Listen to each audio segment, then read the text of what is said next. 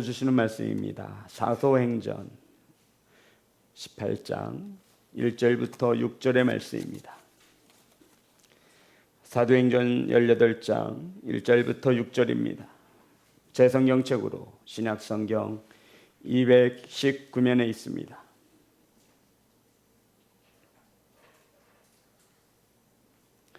신약성경 219면 사도행전 18장부터 1절부터 6절의 말씀 한 절씩 교독하여 올리겠습니다.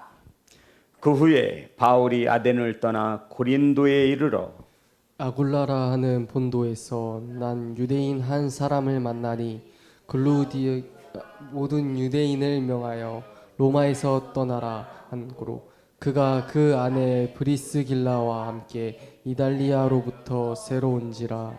바울이 그들에게 가매 생업이 같음으로 함께 살며 일을 하니 그 생업은 천막을 만드는 것이더라. 안식일마다 바울이 회당에서 강론하고 유대인과 헬라인을 권면하니라. 실라와 디모데가 마게도냐로부터 내려오매 바울이 하나님의 말씀에 붙잡혀 유대인들에게 예수는 그리스도라 밝히 증언하니 그들이 대적하여 비방하거늘 바울이 옷을 털면서 이르되 너희 피가 너희 머리로 돌아갈 것이요 나는 깨끗하니라. 이후에는 이방인에게로 가리라 하고. 아멘. 기도하겠습니다. 은혜로우신 하나님, 이 시간 말씀을 선포합니다. 하나님의 말씀에 은혜가 되게 하시고 하나님의 말씀이 깨달아져 우리의 믿음이 말씀 위에 든든히 세워질 수 있도록 하나님께서 일하여 주시옵소서. 말씀을 받습니다. 사람의 말로 듣지 아니하며 살아계신 하나님의 음성으로 들을 수 있도록 우리들의 마음을 어루만져 주시옵소서. 예수님의 이름으로 기도드렸습니다. 아멘.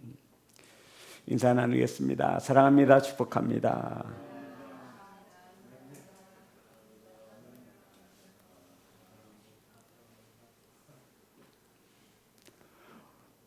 오늘 함께 나누실 말씀의 제목은 하나님의 말씀에 붙잡힌 사람. 따라하겠습니다. 하나님의 말씀에 붙잡힌 사람. 사도 바울이 데살로니가, 베레아, 아덴, 아테네죠. 거쳐서 제2차 선교 여행의 마지막이라고 할 수 있는 고린도라고 하는 도시에 도착을 했습니다. 아덴을 떠나서 이제 2차 전도 여행의 마지막이라 할 수 있는 고린도에 도착을 했습니다. 고린도는 당시에 상업과 무역이 굉장히 발달한 항구 도시였습니다. 많은 배들이 오고 가매 무역과 상업이 굉장히 활달하게 이루어져 굉장히 부유한 도시였습니다. 사람들이 많이 모이고 많은 물질이 오고 가다 보니 이 고린도 교회에는 많은 우상들이 있었고 각각 사람들이 섬기던 많은 우상들이 이 고린도에도 여전히 자리하고 있었습니다. 이전 아덴은 철학이 발달하였고 각종 우상들이 넘쳐나는 도시였다면 이 고린도를 한 마디도 정의한다면 이 고린도는 음란한 도시였습니다. 이게 가장 큰 문제였어요. 많은 문제가 있었지만 이 고린도에 세워졌던 아프로디테 신전이 있습니다. 비너스를 숭배하는 신전이었죠. 비너스는 알다시피 사랑함과 풍성함을 뜻하는 그런 신이었습니다. 그런데 이 신전에, 아프로디테 신전에 1,000여 명이 넘는 몸을 파는 매춘부들이 존재했음을 역사적인 사실로 밝혀내고 있습니다. 그러니까 아프로디테 신전에는 1,000명이 넘는 여사제들이 자신의 몸을 팔며 성적인 행위를 통해서 이 비너스, 이 우상을 숭배하였다라는 것입니다. 사도 바울이 이 고린도에서 복음을 전할 때 음탕하고 정말 방탕한 이들을 일컫는 또 다른 말이 고린도 사람 같아 라는 말이 붙을 정도였습니다. 그러니 고린도는 너무나도 이 성적인 타락으로 음란함으로 넘쳐나는 도시가 바로 고린도였습니다. 사도 바울이 나중에 고린도 교회에 편지를 보낼 때 이 음란한 성적인 죄에 대해서 지적하기도 하였습니다. 고린도전서 6장 9절부터 11절입니다.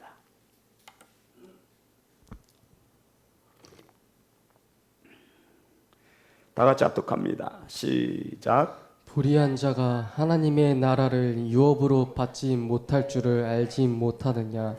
미혹을 받지 말라.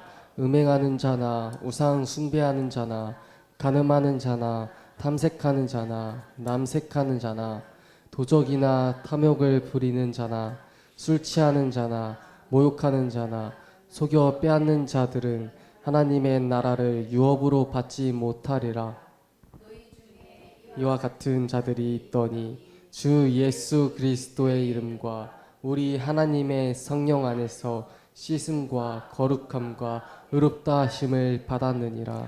바울은 하나님의 나라를 유업으로 받지 못하는 자들을 꼬집으며 음행하는 자나 우상 숭배하는 자나 간음하는 자나 탐색하는 자나 남색하는 자, 여기서 남색이라는 동성애를 말합니다.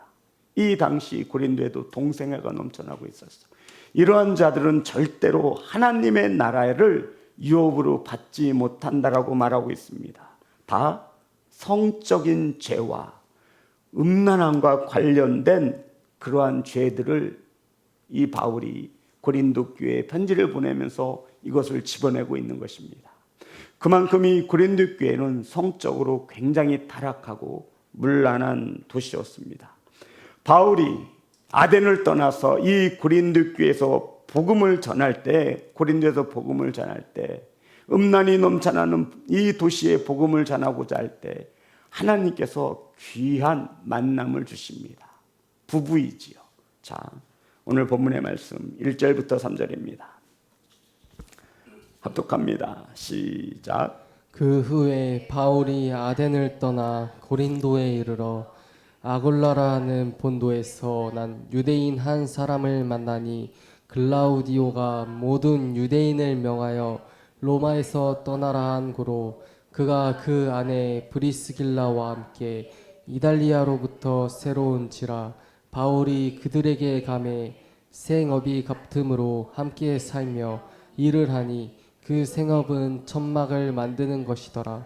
바울이 아덴을 떠나 고린도에서 복음을 전하고자 할 때 하나님께서 귀한 만남의 축복을 주시는데 부부입니다.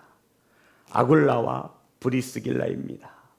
이 하나님께서는 바울이 가는 곳마다 귀한 만남을 축복해 주셨죠.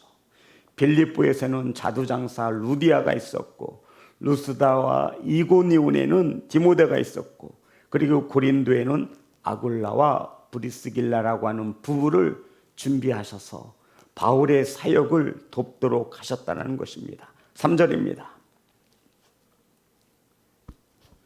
브리스길라와 아굴라의 직업은 천막을 만드는 것이었는데 3절 다 같이 합독합니다. 시작. 생업이 같음으로 함께 살며 일을 하니 그 생업은 천막을 만드는 것이더라.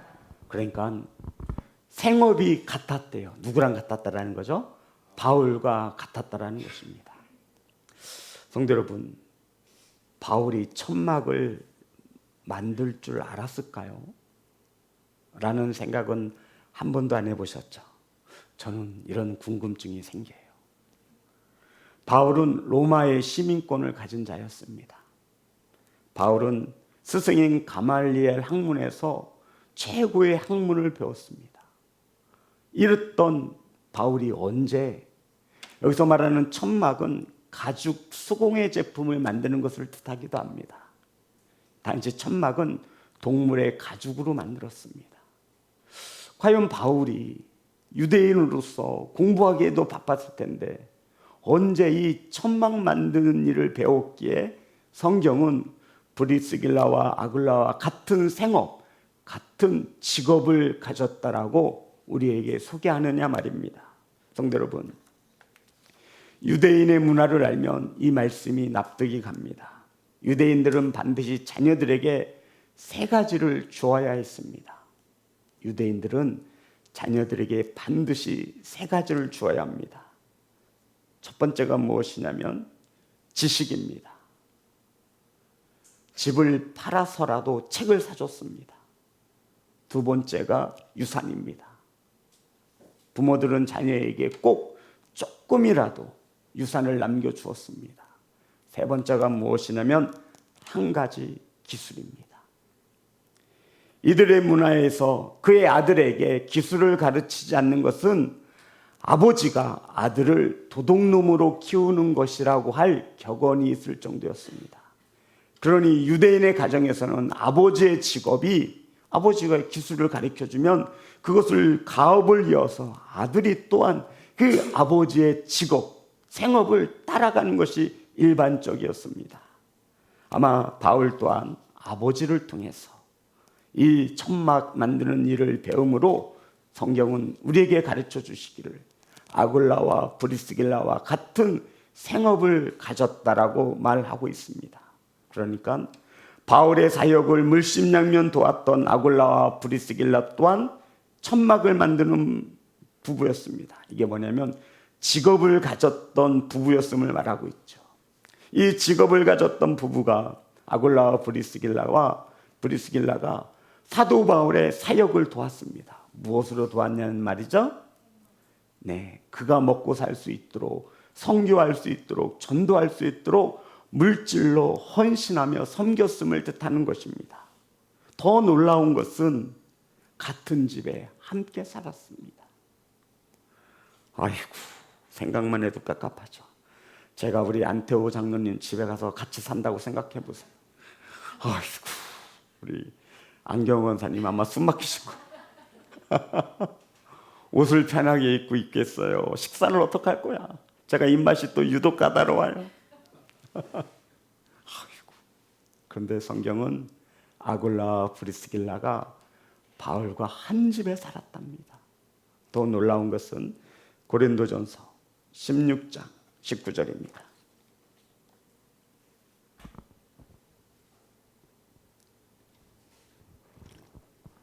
다 같이 합독합니다. 시작. 아시아의 교회들이 너희에게 문안하고 아굴라와 브리스가와 그 집에 있는 교회가 주 안에서 너희에게 간절히 문안하고. 성도 여러분, 제가 지금 무엇을 말하려고 그러죠? 아굴라와 브리스가가 집을 무엇으로 내준 거예요? 교회로 내줄 정도였습니다. 자신의 집을 초대교회로 내어드린 거예요. 그만큼 두 부부의 믿음이 굉장히 좋았습니다. 성도 여러분, 좋은 목사를 만나는 것이 큰 축복인 것을 믿으시기 바랍니다. 목사 또한 좋은 성도를 만나는 것이 큰 축복입니다. 좋은 목사가 좋은 교인을 만들고 성도를 만들고 좋은 성도가 좋은 목사로 세우는 것입니다. 아굴라와 브리스길라 이 두 부부가 바울을 이렇게 섬겼습니다. 로마서 16장 4절입니다.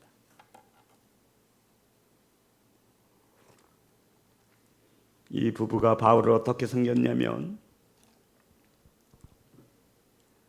다 같이 합독합니다. 시작. 그들은 내 목숨을 위하여 자기들의 목까지도 내놓았나니 나뿐 아니라 이방인의 모든 교회도 그들에게 감사하느니라. 바울이 로마서를 통해서 아굴라와 브리스길라 이 두 부부를 극찬합니다. 그리고는 모든 교회들이 이들에게 감사해야 한다라고 말합니다.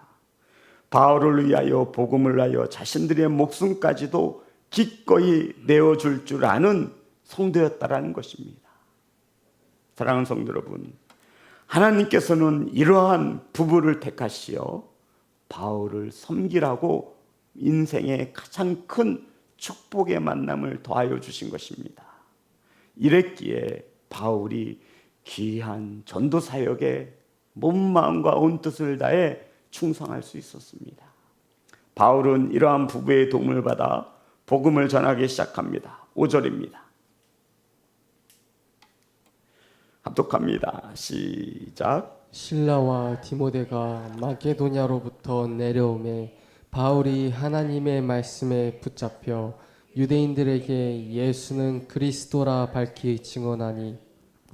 그동안 바울은 고린도 교회에서 혼자 사역을 감당했습니다.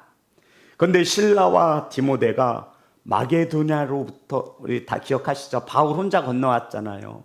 유대인들에게 죽임을 당할까 봐 바울 혼자 피신한 거예요. 기억나세요? 나시죠?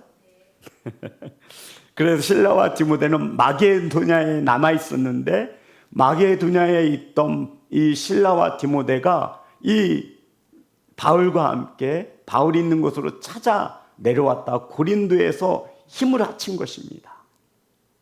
내려와서 합류를 한 것이죠. 그러니까 바울을 도와줄 동역자들이 생긴 것입니다. 그 결과 성경은 바울에 대해서 무엇이라 말하고 있냐면, 제가 읽겠습니다.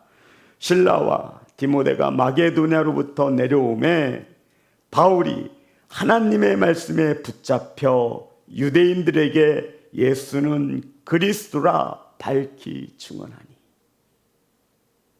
그동안 혼자 사역을 감당했는데 실라와 디모데가 바울을 도우려고 내려올 때 바울이 하나님의 말씀에 붙잡혔다라고 성경은 기록하고 있습니다.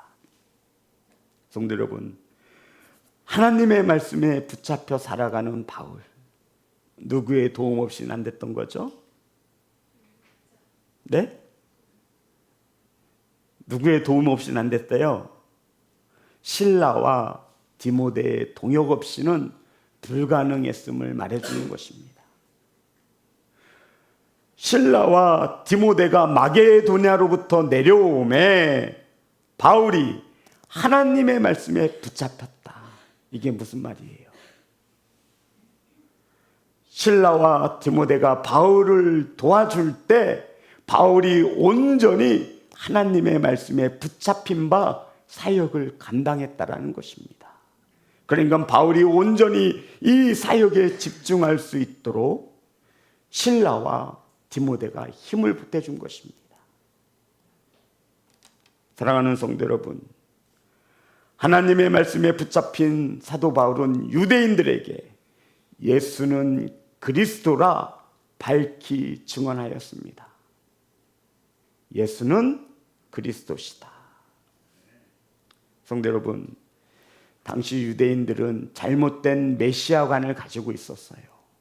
아직도 그들은 예수는 십자가에 못 박혀 죄인에 불과하고 하나님의 아들이 될 수 없으며 그는 메시아가 아니다라고 철석같이 믿고 있었어요.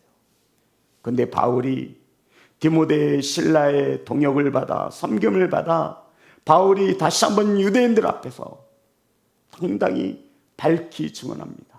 너희들이 십자가에 죽인 예수가 바로 그리스도다. 너희들이 죽인 예수가 바로 하나님의 아들이시며 우리의 구원자가 되심을 밝히 증언한 것입니다. 누가 와서 실라와 디모데가 바울의 사역을 도움으로써 바울이 말씀에 붙잡혀 이것은 자신의 목숨을 걸고 복음을 전한 것입니다. 누구의 도움이 있었다는 얘기예요?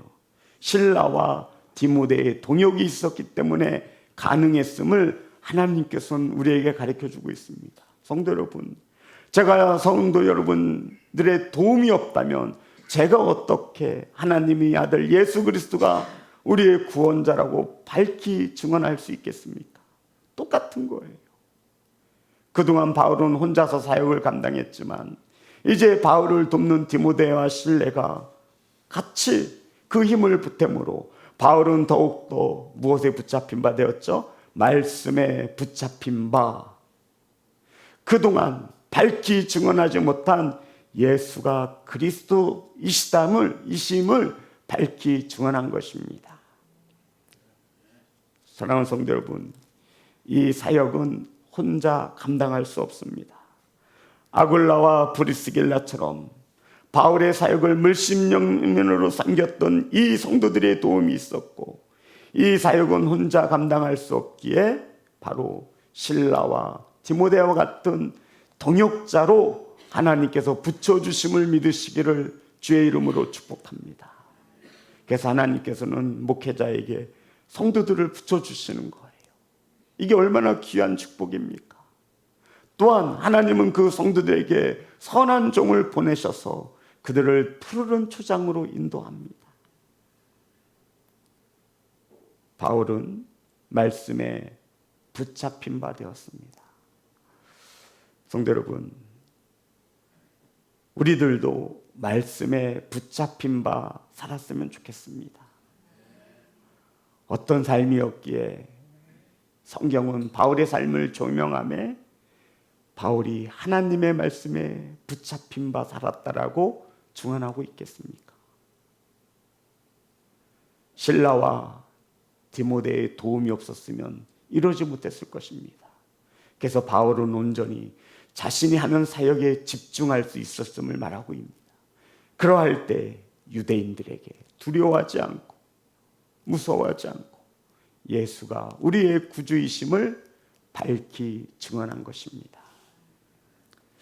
성도 여러분, 저도 우리 성도님들의 귀한 섬김으로 인하여 사역을 해가고 있습니다. 그 중에 제도 잊지 말아야 할 것은 예수가 저와 여러분의 구주가 되심을 잊지 않기를 간절히 소망합니다. 과연 나를 붙잡고 있는 것은 무엇일까 생각해 보았습니다.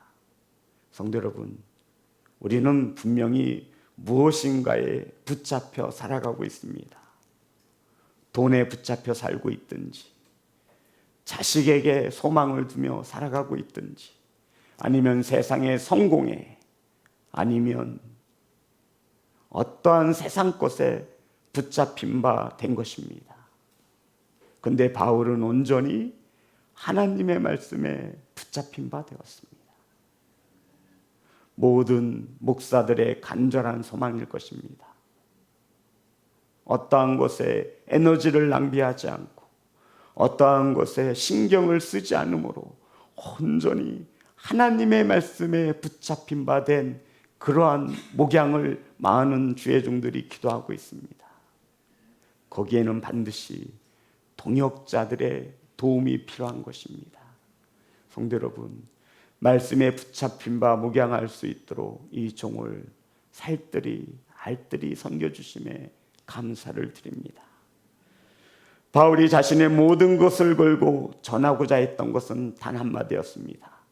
예수가 그리스도시다. 이렇게 복음이 전하여질 때 유대인들의 반응을 나타내고 있습니다. 6절입니다. 합독합니다. 시작. 그들이 대적하여 비방하거늘 바울이 옷을 털면서 이르되 너희 피가 너희 머리로 돌아갈 것이요 나는 깨끗하니라. 이후에는 이방인에게로 가리라 하고. 바울이 복음을 전할 때 예수가 그리스도이심을 밝히 밝힐 때 유대인들이 반응은 그들이 대적하여 비방하거늘. 성도 여러분, 바울이 복음을 전할 때마다 환영받은 곳이 몇 곳이 안 돼요. 그러함에도 바울은 말씀에 붙잡힌 바 되었기에 이 모든 환난과 어려움을 이겨낼 수 있었던 것입니다. 이것은 바울의 이야기가 아니라 저와 여러분의 이야기요 간증이 되어야 합니다. 저와 여러분이 말씀에 붙잡힌 바 되면 이들의 비방과 이들의 반대는 대적은 능히 이겨내고도 남음이 있는 것입니다. 그런데 우리는 말씀에 붙잡힌 바 되지 못할 때 세상 소리 하나하나에 우리의 심장이 녹아지고 세상 사람들의 말 한마디에 우리의 심장이 떨리게 되는 것입니다. 하지만 바울은 말씀에 붙잡힌 바 되었습니다. 그래서 유대인들에게 너희들이 십자가에 못 박아 죽인 예수가 바로 우리가 그토록 기다리던 하나님의 아들이며 우리의 구원자가 되신다 임을 증거하였다라는 것입니다. 이러할 때 유대인들은 그들은 바울을 대적하며 비방하였습니다. 이때 바울이 맞서서 싸우나요? 어떻게 하죠? 바울이 옷을 털며 이르되 너희 피가 너희 머리로 돌아갈 것이요 나는 깨끗하니라 라고 말하고 있습니다. 바울이 옷을 털면서 너희 피가 너희 머리로 돌아갈 것이다. 이 말씀은 유대인이 예수 그리스도를 믿지 않아 받는 그 모든 결과, 심판과 저주는 너희들에게 책임이 있다라는 뜻으로 바울이 말한 것입니다. 빌라도가 예수님을 군중들에게 내어줄 때도 손을 씻으면서 이와 같이 동일하게 말했습니다. 성도 여러분, 저는 이 말씀을 묵상하면서 이렇게 생각이 들었어요. 우리가 복음을 전하잖아요. 그런데 이 복음을 거부하는 이들이 참으로 많습니다. 대적하고 비방하지요. 그런데 우리가 어떻게 보면 제발 예수님 좀 믿으세요. 교회 좀 나오세요. 구걸하는 입장이라는 거예요. 사정하고 있어요. 제발 교회 좀 나와주세요. 그 영혼이 너무나 안타까워서 이렇게서라도 그들의 마음에 복음이 들어가길 원하는 거죠. 그런데 성경은 우리에게 다른 면을 가르쳐주고 있어요. 옷을 터는 거예요. 내가 할 책임은 다 했으니 나에겐 더 이상 책임이 없다. 너희들이 예수를 믿지 않아 지옥 가는 것은 너희들의 책임이다라고 바울이 가르쳐준 거예요. 그들이 복음을 받아들이지 않으니 그 복음은 이제 누구에게 갑니까? 이방인에게로 돌아설 것이라고 말씀하고 있는 것입니다. 그래서 성도 여러분, 신학계에서는 이 설교학을 가르칠 때 설교는 선포라고 말합니다. 복음은 선포하는 거예요. 누구의 이해를 구걸하거나 사정하는 게 아니에요. 말씀 그대로 선포하는 것입니다. 그러면 이 말씀 가운데 하나님의 역사가 인도되어지면 그 말씀에 분명히 고꾸라지는 영혼이 있는 거예요. 하나님께서 예비하신 자녀가 있기에 혹시라도 우리는 온유함을 잃지 말라고 말씀하신 것처럼 저와 여러분이 누군가에게 복음을 전할 때 너무나 안타까운 마음에 제발 좀 교회 좀 열심히 다니라고. 그런데 대부분 그렇게 말을 듣는 이들은 열심히 다녀야 안 다녀요? 안 다니더라고요. 제발 예배 좀 나오라고. 그런데 대부분 예배를 드리지 않아요. 그러기에 안타까워서 우리가 복음을 전할 때 구걸하는 것처럼 사정할 때도 있습니다. 성도 여러분, 우리는 마땅히 복음을 전해야 합니다. 아멘. 하지만 이 복음은 싸구려가 아니에요. 싸구려가 아니라는 거예요. 충분한 가치가 있는 거예요. 그래서 바울과 같이 내가 할 도리는 다 했다. 너희들이 이 복음을 거부하고 너희들이 이 복음을 받아들이지 않았으니 이제 나에게는 책임이 없다라는 것입니다. 왜요? 명확한 사실인 것을 바울은 알고 있는 거예요. 부활하신 예수 그리스도를 만나서 분명히 100% 확신을 가지고 있는 거예요. 너희들 예수님을 구주로 믿지 않으면 지옥 가는데 이제 그 책임은 너희들에게 있다라는 말입니다. 전하였음에도 받지 않으면 우리는 할 도리를 다한 것입니다. 그들과 변론하거나 왜 믿지 않냐고 그들과 다툴 이유가 없습니다. 사랑하는 동역자 여러분, 우리는 서로 같은 곳에 힘을 쏟는 동역자인 것을 기억하시기 바랍니다. 하나님께서 우리에게 주신 그릇에 따라 귀 쓰이는 그릇도 있고 천이 쓰여지는 그릇도 있습니다. 바라고 원하기는 저와 여러분 모두 질그릇 안에 보배를 담아 하나님께서 쓰시는 귀한 그릇이 되시기를, 깨끗한 그릇이 되시기를 주의 이름으로 축복합니다. 어떤 그릇이냐는 중요하지 않습니다. 주님이 쓰시기에 편한 깨끗한 그릇. 성도 여러분, 하나님의 말씀에 붙잡힌 바 될 수 있도록 서로의 삶을 돌아보시고 그가 예배에 집중할 수 있도록, 그가 신앙생활에 집중할 수 있도록 말씀에 붙잡힌 바 되어 서로의 부족함을 채울 수 있는 그러한 성도와 교회로 세워지시기를 간절히 소망합니다. 말씀에 붙잡힌 바가 되어야 합니다. 그러기 위해서 그들의 연약함과 부족함을 우리는 서로 챙겨주어야 합니다. 실라와 디모데가 바울의 사역에 동참했을 때 비로소 바울은 말씀에 붙잡힌 바가 되었고 담대히 유대인들 앞에 나아가 너희들이 십자가에 못 박아 죽인 예수가 하나님의 아들 우리의 구주가 되심을 분명히 밝히고 있습니다.